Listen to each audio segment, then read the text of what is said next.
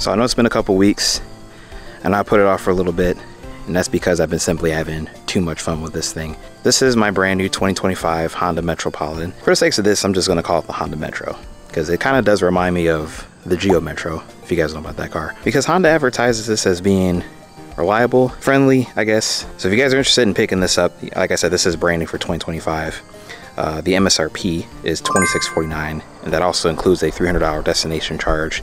And depending on what state you're in, you may or may not need a license, but also you got to account for, you know, taxes and plates and stuff like that. Fun fact, I was actually going to get the Honda Ruckus, but I saw this right next to it, and the thing I like about this compared to the Ruckus is you have the extra storage that comes standard versus the Ruckus where you kind of have to option it out.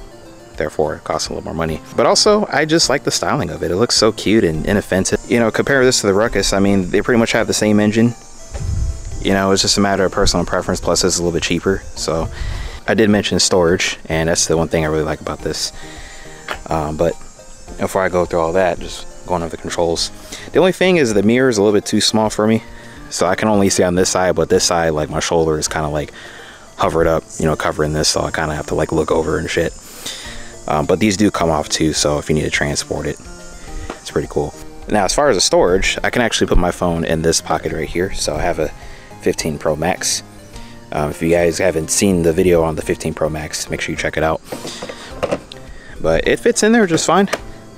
Sometimes it is kind of a bitch getting out though, but if you do have anything smaller than I do, then you'll be able to fit your phone in just fine. And I think that's something that I like about this better than the older Metropolitan models, or Metro models, I guess, is that you don't have the extra storage here. It's just like bare ass and shit. I mean, the good thing with those is that like you have more room, but I really like the added storage, and I think they're really thoughtful with this shit too, because, you know, people will probably be looking for somewhere to put their phones, and this is a right spot. And then you can like put a water bottle in here or like a drink. I have my 808 thumb speaker, so I've been using that. It's not really that loud, to be honest. I was going to invest in something like the Clip 5. And, you know, I was going to clip it onto this because actually I can, you know, spare a little more room in there. But this actually is meant for like grocery bags. And believe it or not, this is even meant for like urban environments too. So if you like live in Chicago or like Milwaukee or something like that, you know, where the roads are like really tight, and you might want to use something like this to get around. And then down here is the gas tank. So it holds about 1.2 gallons. Honestly, it doesn't even take $5 to fill it, which is really nice. Now, this also is a trunk area too, and let me try to get to that. So you're gonna turn it halfway, and there's a seat popper right there. So you pop that open, and then check that out. There is plenty of stuff in here. And this helmet I got, shout out to, what's that place called? Well, I'll just put it up here. But I got it from there. Shout out to them. I got this helmet for $230.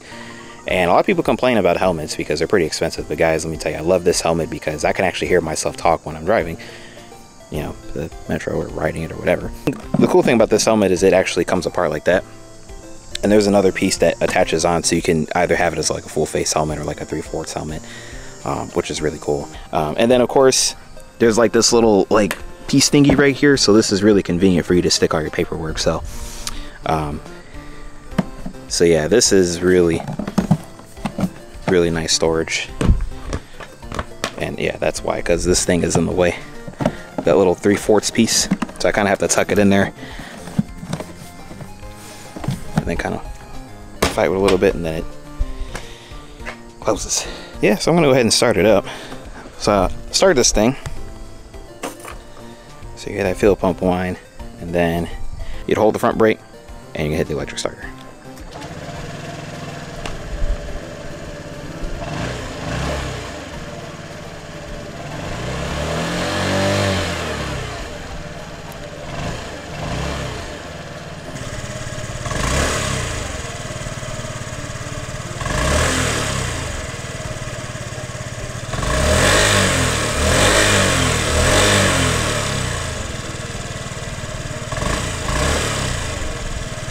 What do you guys think? Should I take it on the ride? Well, as soon as I get my helmet out of there, we're gonna go for a quick spin.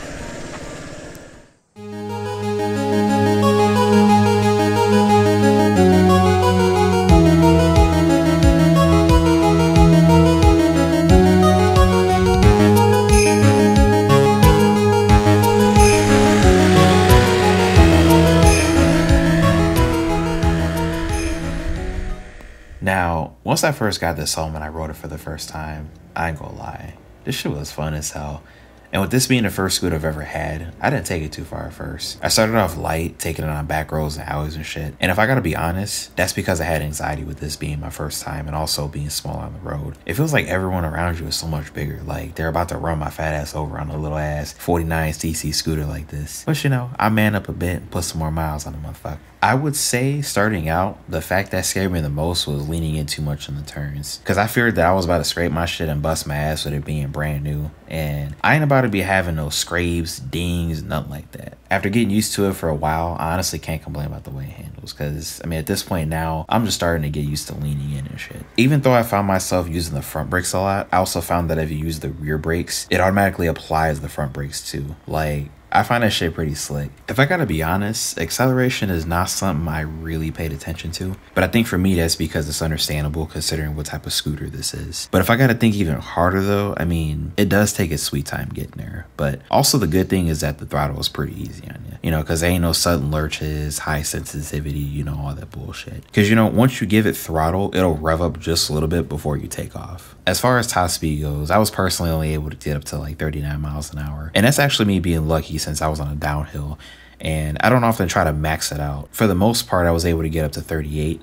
But that one time did I get up to 39. I don't know if it's because I'm too fat or what, but it really depends on weight and driving conditions. So that's something to keep in mind. There ain't shit to complain about gas mileage, bro. Because I average around 110 miles per gallon on this small ass 1.2 gallon tank, which don't even take up like $5 to fill. And you know, that's just the beauty of owning a scooter like this, is that if you don't want to waste your car's gas, hell, just take the scooter, you know, because oftentimes I go on like short runs to like Home Depot and I got like a bunch of stores nearby, and you know, it's like I don't even feel like driving the car, you know. And it's like with this being brand new, shit, I could just rack up a couple miles on this motherfucker. This ain't no booty massager by any means, like if you're riding the Magic School Bus, and it ain't Rolls Royce comfortable. And of course with something like this, you're gonna have to feel those bumps, you know, and that's because this is a smaller scooter. And you know, if I gotta be honest, it feels pretty well refined and composed on the road. Man, owning this thing is so cool. Being that I've never even seen this thing on public roads ever makes me feel like I'm the only one that actually owns one. And that says a lot because it's an experience I've gotten used to pretty quick. But of course, the one thing that scares me still is people who like to ride my ass. Look, I know my ass looks good, but you want ass, why don't you hit Hollywood Boulevard? Either way, I can also argue that its convenience comes in handy for me, since I've been finding myself making little runs here and there, and being able to put some shit under my ass is something I love the most about this thing. And being that I live in the suburbs, you know, that's another thing too. Because it really depends on where you ride this thing. Like if you ride on smaller alleys and back roads, it does feel a little bit faster and more exhilarating. But like on major, like minor roads, even where speed limits are up there, that's when you start to get a taste of its limitations. And I think for some people, it's something that you'll eventually grow out of. I mean, because you'll, you know, want something faster. If you ask me honestly, I'm not gonna even complain about it. You know, because for what it is and what it's worth, it does its job well. And if you ask me, for those who want to get into riding, you know, between the Ruckus and bikes like the Grom and the Navi, I mean, this one got its own style to it, you know, style that has its own personality. And, you know, I think it's one worth giving a shot at.